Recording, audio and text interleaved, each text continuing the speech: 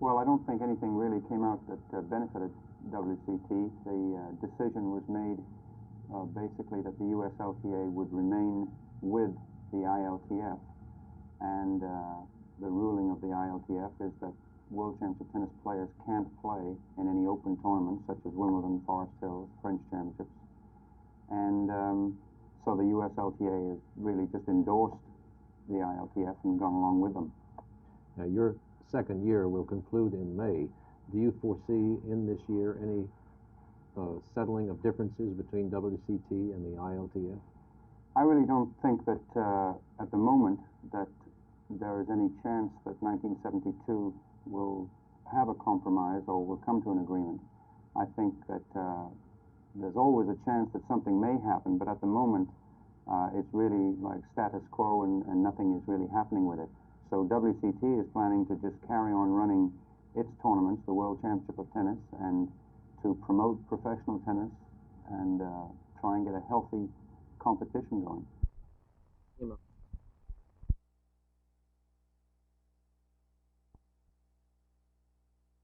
Well, I think I very definitely do, because I've always been the kind of a guy that craved activity. I've got to have some physical activity. I love to play handball and tennis and things like that. Of course, some people don't have access to that, so there are other things to do. But I think all of us certainly feel better and can work better if we've had some physical activity. It's been interesting for us to note that in our football players, for instance, they do their best job of schoolwork during the fall when they're involved, because they're in good shape, they feel good, and they're more alert, and they do a better job. And I think this would be so with all of us in any kind of a job. I think we'd all work better if we felt better. While we have you here, what about the University of Utah's football chances in 1972? Well, we're looking for a good year, Jerry. We have a real fine program out there where we are, and some fine facilities, and I think we've got our program going good and sound solid. We played a lot of young kids this year, and we're looking forward to the next year. We think we're going to have a fine football team.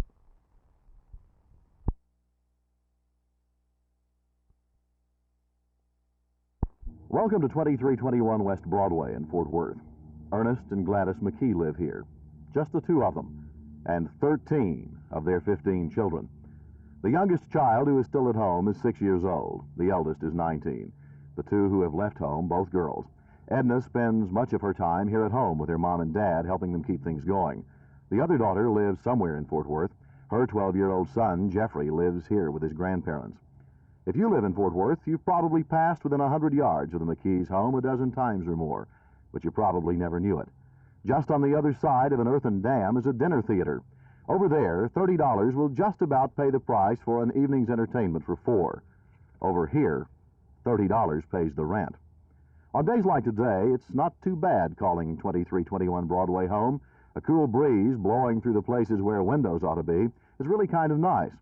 But back in December, when cool wasn't really the word for the wind, the gas bill to heat this house, with cracks so wide a man's hand will go through them, cost Ernest McKee $50.52 for 1 month. Everybody who lives like this has a story to tell, and maybe the McKees aren't much different. He's 72, she is blind. What kind of work did you do when you could work?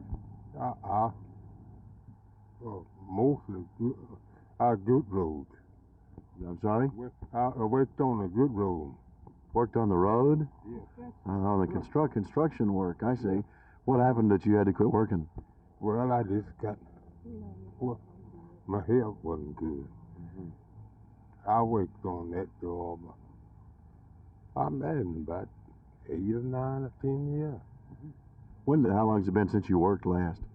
It's been near about 2 years.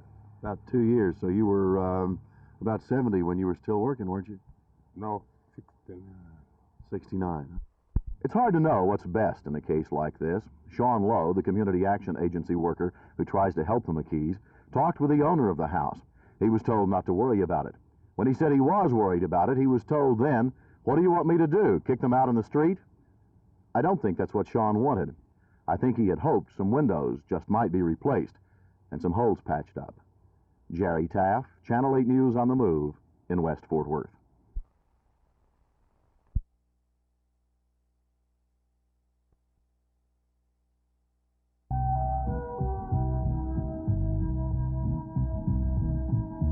For years, the cassette tape recorder has been the convenience word in the music world. But now cassettes have invaded the field of television. They're video cassettes, carrying both picture and sound. And within a decade, they'll probably be as much of a household item as your own television set.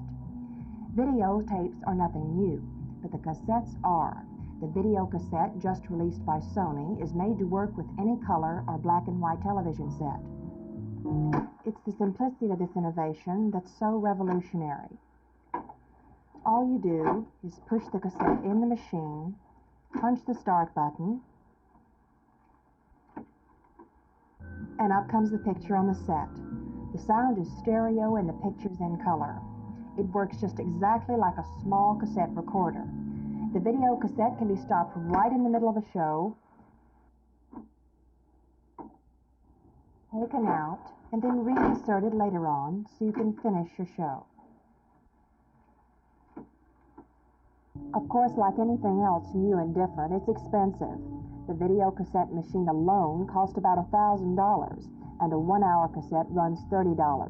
Besides this, a recorder is available that will take programs right off the air for playback.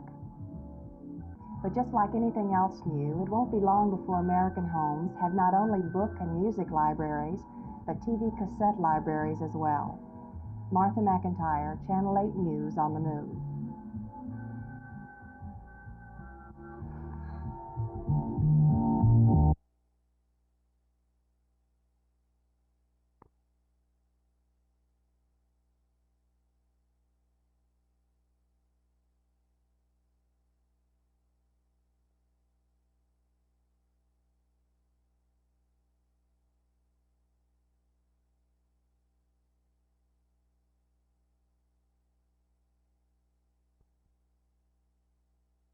Federal Judge William M. Taylor, Jr. handed down the decision after hearing arguments and testimony this morning and before the court even had a chance to break for lunch. When plaintiff's attorney Ed Cloutman walked into the federal building this morning, he was prepared to maintain that money should not be spent on schools such as Hillcrest High School, but instead that the district should spend construction money on schools which are nearer the center of the city. In schools proposed for building, plaintiffs said no overriding consideration was given to the ethnic balance in the attendance zones. They said adding to these schools is impeding desegregation in the Dallas district. But Warren Whitham, arguing for the school district, said what the district wants to do is to carry on the best quality education it can under the court-assigned attendance zones. The fact that part of the original court order has been stayed, said Whitham, or that some of these schools do not yet have ideal ethnic balances, does not mean the schools don't need additions and some work done on them. Judge Taylor said he would not change attendance zones, for one thing, until the Fifth Circuit Court of Appeals in New Orleans rules on a television plan set up for helping desegregate the school district. And he said this in his decision: I can't find anything here outside the new construction that promotes integration. Seagoville, one of the schools in the case, is just a new facility, and I can't see how it interferes with desegregation. Referring to a proposed elementary school, the judge said, I think Deszavala should be built, so if the school board lawyers will prepare an order. That order, however, will not come for 4 or 5 days. As a matter of fact, the judge refused to grant a stay order, and 4 or 5 more days will be taken up before the order is officially signed in order to give plaintiffs' attorneys a chance to file an appeal. Phil Reynolds, Channel 8 News on the Move at the federal courthouse.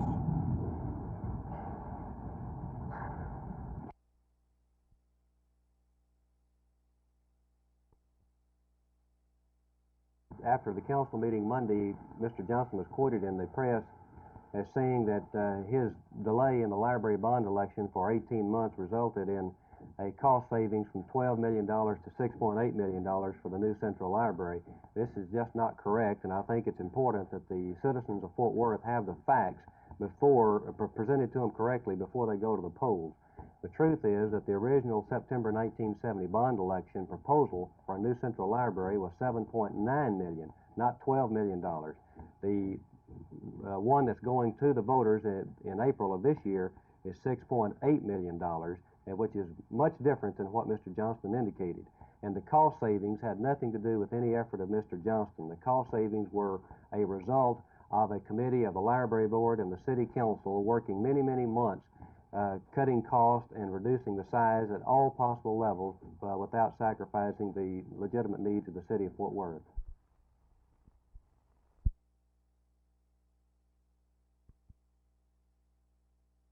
A widely circulated news story released this morning was to the effect that a group of students at the University of Texas at Arlington were paying voters for their signatures on a local option liquor election in Grand Prairie. We sort of doubted this, so we went to the president of the Interfraternity Council at UTA, Kirk Walden. Kirk, what's the true story on the petitions? Well, the true story is that we're not paying anybody to sign a petition. All we're doing is circulating a petition, making it available to anyone that wants to sign it. And the people who circulate it are being paid? The people who circulate it are being paid just like they would be being paid on a per-hour basis. Instead, they're being paid on a per-signature basis. For perfect clarification, there is no bribery, and this is completely within the rules of the university. Now, yes, we have cleared this with the proper officials. We went through the Dean of Men, we went through the Dean of Student Life, who's in charge of the Interfraternity Council. We've cleared it with the proper university officials. We've cleared it with everyone. We understand exactly what's going on, and all we're doing is getting a job, making some money for our fraternity people.